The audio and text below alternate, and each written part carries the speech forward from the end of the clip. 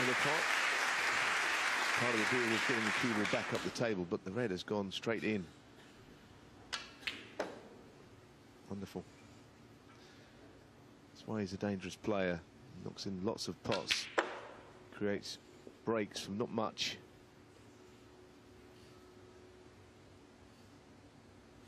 Four.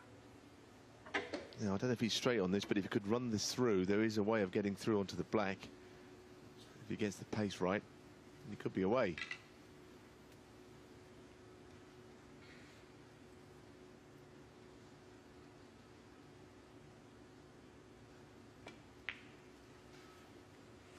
Thank you. Enjoyed that tremendous run to the final of the UK Championship last season. Beaten by Neil Robertson in the title match. A former Shanghai Masters runner-up as well, Liang. He's never won a major ranking event.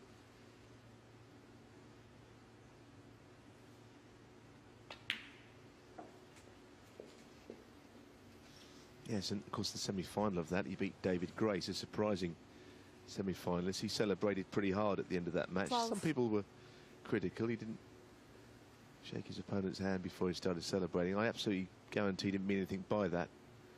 He probably could have done it better, but it was not anything against 13. Grace. It was just his excitement, I think. He is an excitable sort of character, and at times that's possibly held him back when he's got a little over-exuberant with his snooker in important situations in any given match. But if he can improve his temperament in that regard, the talent is certainly there. 18. As he's beginning to demonstrate. 74 in the previous frame.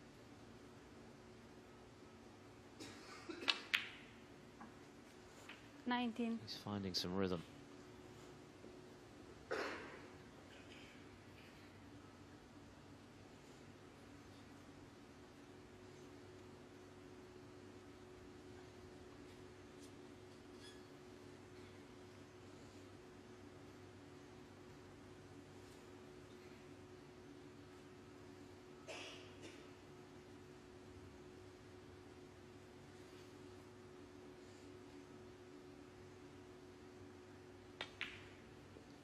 Well, the last few frames have been pretty swift. Just over 16 minutes for the fourth, 14 and a half for the fifth, 24. less than 13 minutes for the sixth, and the one just played, shade over 13, so nothing wrong with the pace of this match now. We've had one lengthy frame of just over half an hour. 25. That was a very well played little cannon there. It could have easily gone wrong if he hit the red too thin. He'd have gone past the black. I guess it could slow up a bit if it gets even closer, Philip, this match, couldn't it? I mean, we might get to 5-all or 5-4 either way, and all of a sudden, for some reason, things change. Play slows down, players are unwilling to take risks. We might have that to come, but there'll be tension going with it, so it'll be worth watching. 32.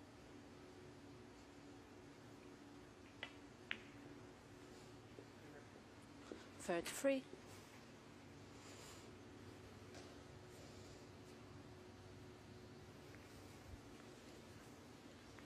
Well, 93 is excellent from Liang. You'll win more matches than you lose with that sort of pot success rate. Can he maintain it?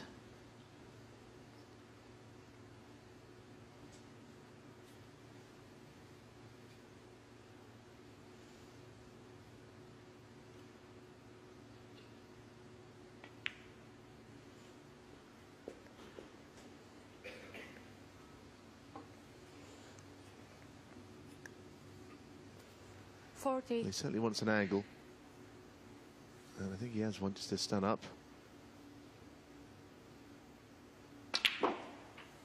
41. There's 6 reds on the left in a little cluster. From where he's finished, he can't get on any of those. Might have to just nudge into them.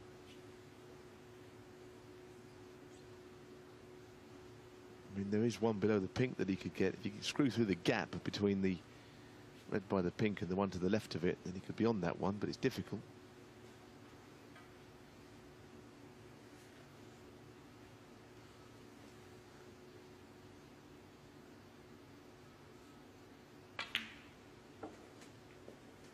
Well, he's kind of tried to do that, but nudged into a red. It's okay, actually. Certainly this is the one he played on.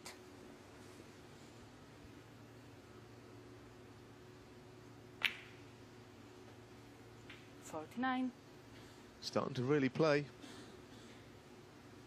It was a chance he created with a very good red to the left corner. Not really a chance when he walked to the table. This is the red.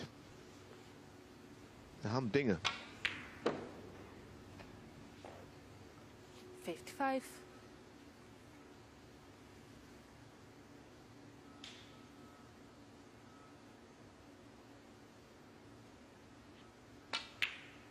He's potted a few like that 56. in this match. Excellent opening red that launched the break that helped him to win the fourth frame and share the spoils before the interval.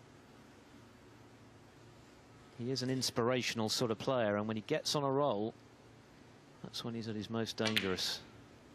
And right now, he's looking full of confidence. Yeah, and closing in on another frame, Phil, with the just about any colour within reason. Following this red. That's great. That really is good. Played with supreme control. Stuart Bingham is entitled to be a little bit worried the way this match is going now. He bossed the first two frames after the mid-session, but he's been a spectator most of the time since.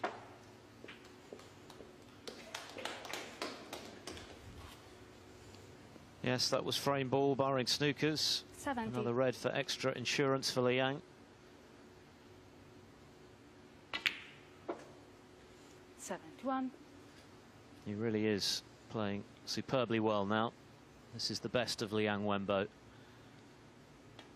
the best is pretty good. Currently ranked at 20 in the world. He has been inside the top 15. 76.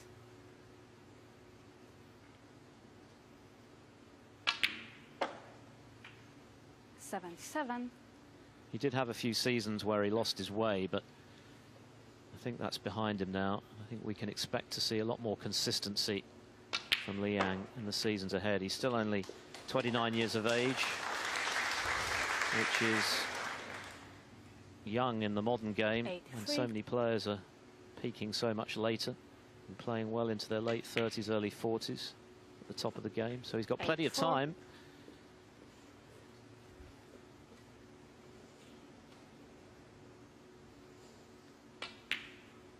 Can he complete the century this time around? Came pretty close in the previous frame. 91. Doesn't look as though there's any obstacle to achieving it this time.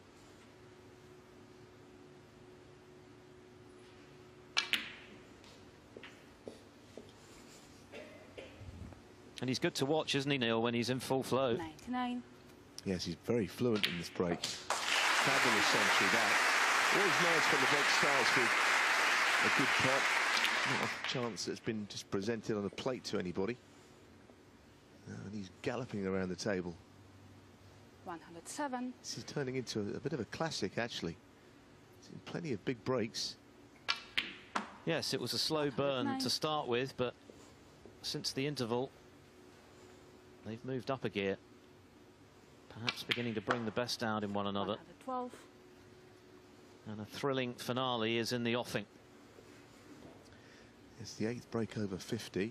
This one's going to be the biggest by some margin. 116.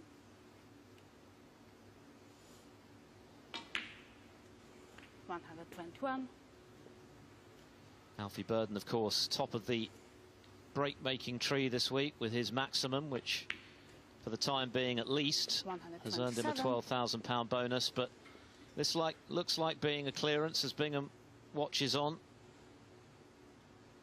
Of 134, that was top draw snooker from Liang Wenbo, and he is back with a bang in this match.